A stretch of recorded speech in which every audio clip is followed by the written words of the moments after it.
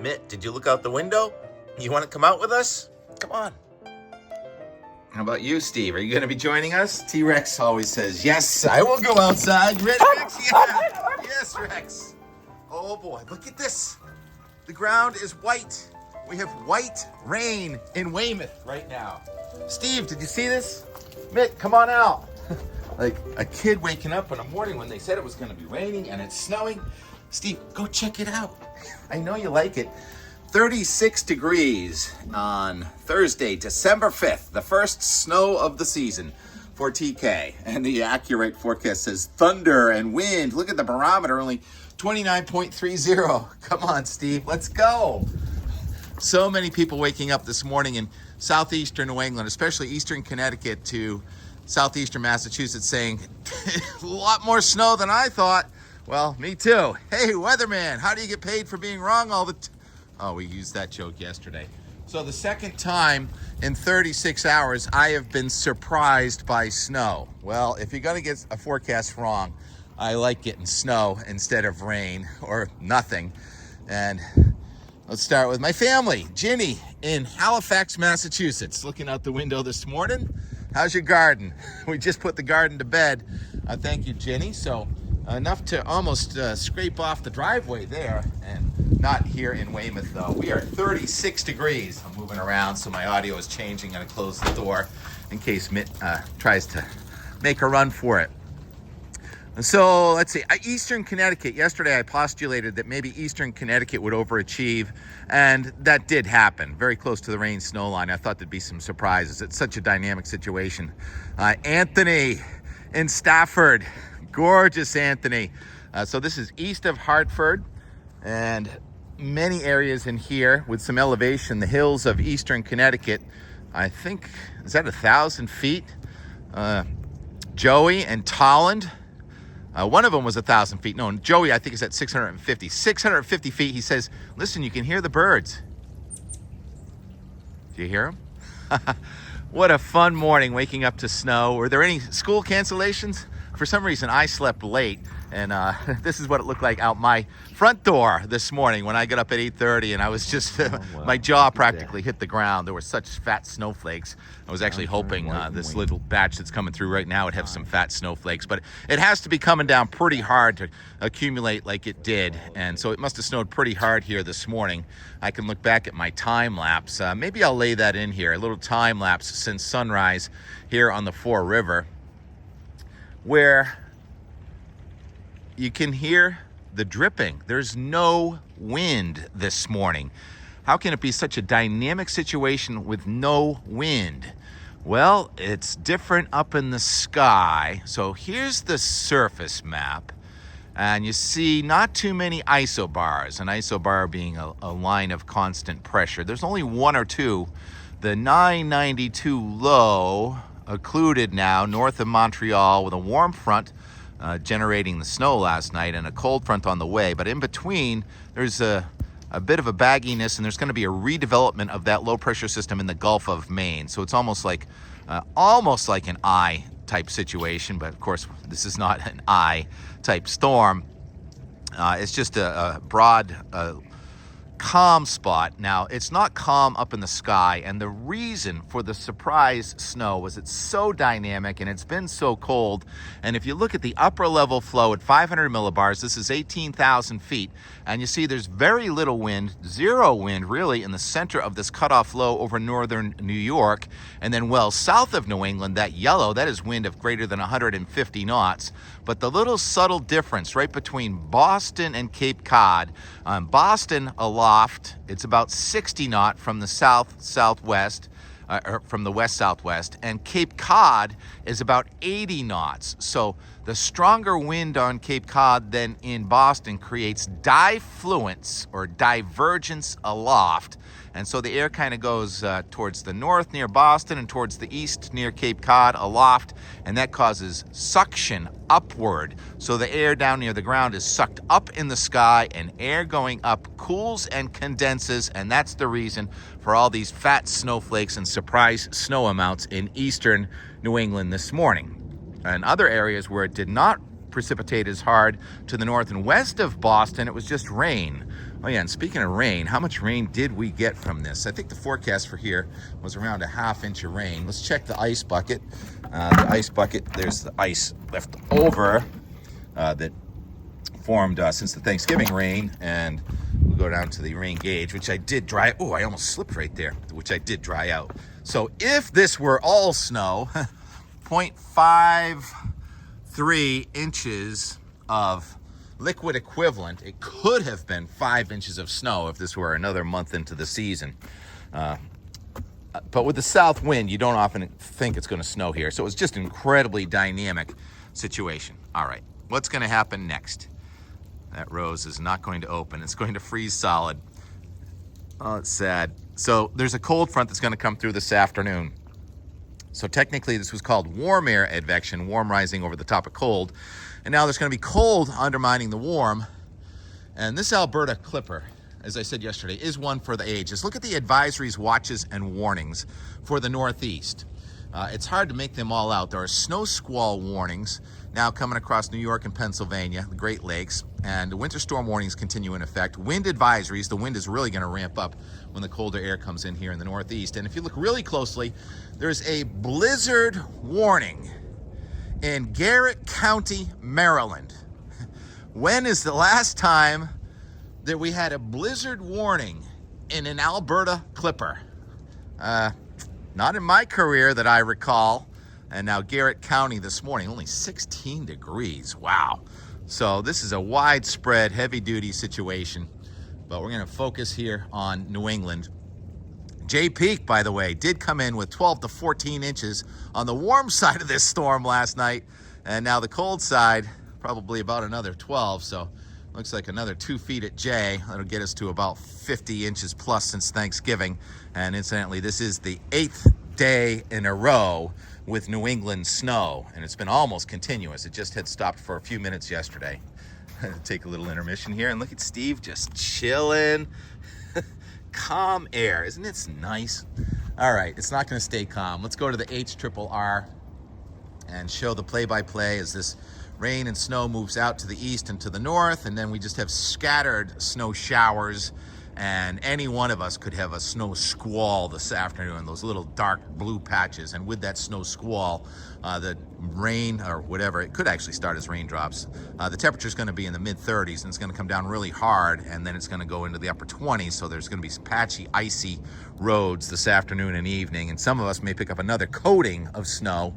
It'll be a fun time lapse. And then it's just the isobars tighten up after that. So we're going to have winds sustained at probably 20 to 30 and gusting to 40 this evening and overnight. And most of the wind is going to be tonight. There's a very fast flow aloft, and things are going to be changing at the surface and aloft quite a bit over the next 48 hours. And just now, the sun just came out here. So we might get to 40 degrees before a snow squall this afternoon. And can I get a rainbow out of this? We might have a rainbow here in a few seconds. All right, so let's go forward now.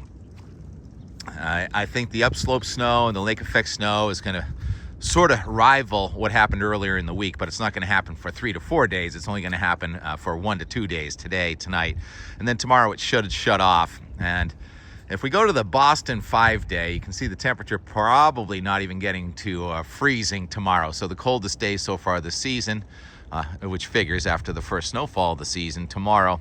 And then Sunday, well, today's Thursday, Friday, Saturday. Sunday morning, there's a warm front over us, and the Euro says it may snow a tiny bit in Boston Sunday morning, and then we start to warm up, and there's going to be a warming trend after that, and we'll probably get into the lower 50s by Tuesday or Wednesday next week. But that's not the same in western and northern New England. It's a real dynamic situation, and there's a lot going on. And yesterday's Euro, I said it doesn't look right at all for many reasons, and a lot of the reasons I thought were wrong yesterday have changed today. So here we go, past 9 minutes to the Euro play-by-play, day by day, and here's our clipper redeveloping and bombing out. It's going to deepen about 24 millibars in 24 hours, so it is a bomb cyclone going over Labrador, Canada, and the cold high is going to generate record lows probably to the west and south of New England tomorrow. We're just going to be windy with wind chills near 0 degrees central and north. And then just as quickly as that moves out, another little clipper, or almost like another trough is going to come in here with some snow showers. That's tomorrow night, so I really have to slow this down because things are going so fast. And then that goes by, and it's still cold and a little less windy on Saturday. And then Saturday night and Sunday, a warm front coming through here, and there's snow in northern New England on Sunday morning. Things are going so fast here. And then there's going to be a subtle cold front in southeastern Canada, and we're probably going to be on the warm side of it with high pressure to our south and wind from the west. So in southern New England, we may be back into the 40s for a time on Monday. And then there's another front coming at us on Monday night and Tuesday, and this looks like it's going to have a little mix of rain and snow, and colder air is going to be pushing into southeastern Canada. And then here's the big wholesale change. Well, I'm going to rewind here. I want to stop it a little bit. I wanted to stop it on Monday night. I'm going to have to rewind, sorry, because I forgot about this Monday night rain snow line there. Yesterday, it showed it way up in northern Maine, and I thought it would adjust a little bit south. So here's Monday night with that rain snow line having adjusted south. It's a pretty cold high north of us on Monday night. And then on Tuesday, we all put it back into motion. On Tuesday, we all get back into the southwest wind, and it does look warmer all the way to the Canadian border with scattered rain showers. And then Tuesday night and Wednesday, it looks like rain and snow. Not very good news for the boys' ski trip at Killington. There's a room for wiggle, but it looks pretty wet here. And then if we stop it again now Wednesday night, this will be Thursday at 1 a.m. Look at the rain snow line right across from northeast to southwest, northern Maine to southeastern New York. This is an incredibly dynamic situation. Yesterday, the Euro said, oh, Thursday's going to be cold and dry, and now it says heavy rain and snow, at least to start the day on Thursday. And so this is still a moving target, but this would be the 5th Thursday in a row with rain and snow in New England. And then put that back into motion and take it out, and colder air comes in at the end of the week next week. And next weekend, it looks like, what is that, a 1040 something high pressure system in southeastern Canada. Now we're getting out to Saturday, December 14th.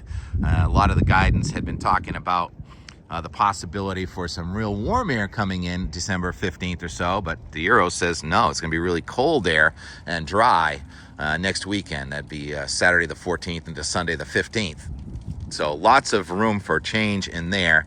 And I talk about how these are always Thursday situations, and this is the 4th Thursday in a row with a system coming through the Great Lakes and developing in the Atlantic Ocean. And 4 Thursdays ago, it ended up missing us to the south, and we were just cold and dry. But if you go back 5 Thursdays, that's how many weeks in a row we will have had a difficult Thursday forecast. So this will be week 6 in a row with difficult next Thursday forecasts. Got all that. Steve sitting in the snow. I got to put some feed in the bird feeder so you can watch the birds as the sun comes out and it turns nice until the wind really ramps up this afternoon and tonight. Yesterday for the Enmore, it was very busy. Jeremy Reiner, that was so fun. Our webinar we did, Jeremy talking about the snow forecast for the winter, and he says probably about a 30 to 40 inch snowman in Boston, meaning he thinks there's going to be 30 to 40 inches of snow for the winter. And he also has these red tube versus blue tube stats for the last couple of winters, where he says the red days and the red tubes have outnumbered the blue days and the blue tube. And he says so far this season, we've had this winter, starting on December 1st, we've had 4 blue tubes. So we've already had 4 relatively cold days this winter. And so we probably will rival the 10 and 12 was so weak the last few winters. So we'll put that complete webinar online. Rick Worma in New Hampshire, I don't know why you weren't on the list, but I'm happy you found my YouTube page yesterday. Yeah, another distraction every day. It's about 20 minutes long. And I also call it a sleep aid because I talk slow and then the music comes up at the end and we get the pets, and you can take a nap by watching my videos. I challenge you to stay awake. And anyway, the Enmore, just a little of napping with Steve and Mitt and watching the sky thicken with clouds. And last night I did make a little fire in the backyard, and so many of my friends were saying, it's snowing in eastern Massachusetts. And it didn't snow here. Actually, I did have a few dendrites for a few minutes late yesterday. So a hodgepodge of Enmore edits coming right at you now, 15 minutes in, and it will be done within another 5 minutes of this video. 2 yesterday, and fun time lapses today. Thanks for watching, everybody. All right, we can go inside. Breakfast time. They can't wait to get inside. What's going on? Not even gonna let me untie you. Okay, in the door. And more from yesterday. By popular demand, Mitt, we're sneaking you into the weather and more. Well, Steve is sleeping on the job. Ha ha, Steve. Mitt's getting more airtime than you for 2 seconds. On this very pretty Wednesday afternoon, where it's beginning to snow again in the Berkshires. And just a few minutes later, Mitt and Steve's now decided to go symmetric with Mitt. No more legs up in the air. And look how fast the clouds are coming in. So there's our clear cold from earlier in the day, and rapidly thickening and lowering ceiling. Often warm fronts surprise you up front.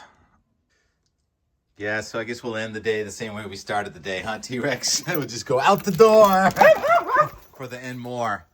It's 6:30 in the evening now, and the AccuRite says it's 35 degrees with a chance of thunderstorms and wind. Well, there certainly is a vigorous weather system coming at us.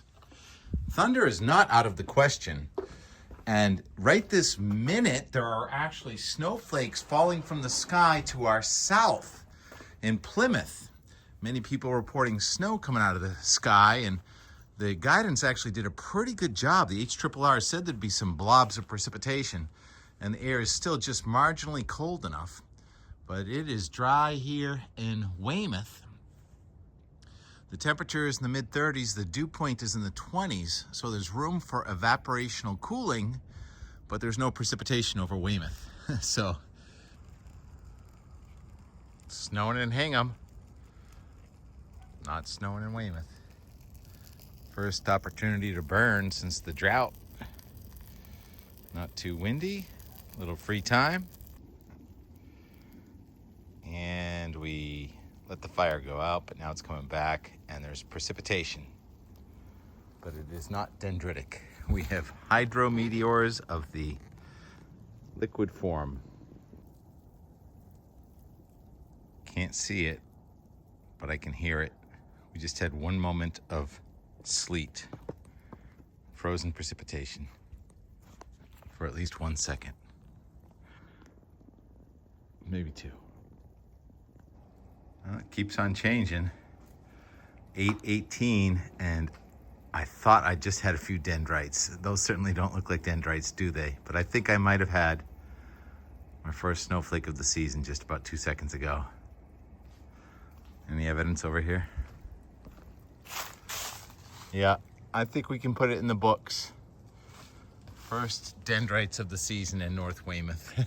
They've been happening to my south and my east, which is counterintuitive, but 2 seconds of dendrites. It's in the books. 8:30. Icy raindrops. Icy raindrops, and they're icy. There's the cloud over Boston. Oh, what's that light? It's our first fire since the drought. A lot of backed up fuel.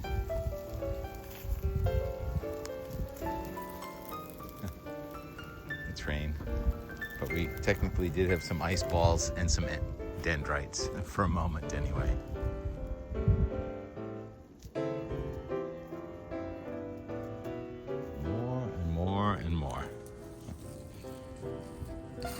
Until tomorrow. Time lapse. Lowering and thickening warm frontal sky. Pre-fropa. Dual fropa today. Warm and then cold. Waves on waves on waves.